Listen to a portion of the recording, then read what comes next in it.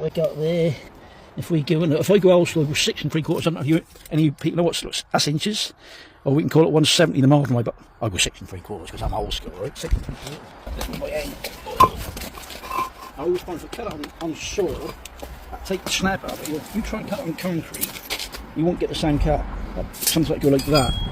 But you got less chance. I won't say it once, but you got less chances, right?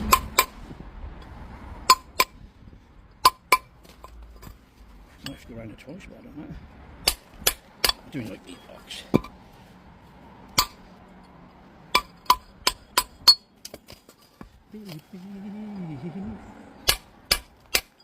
I need cleaned on. I often say to be on me boy.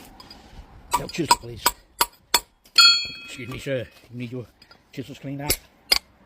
Wee, boom, boom. Touch of magic.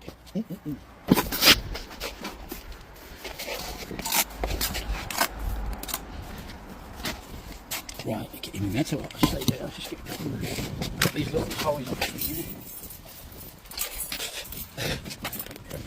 Get one like that.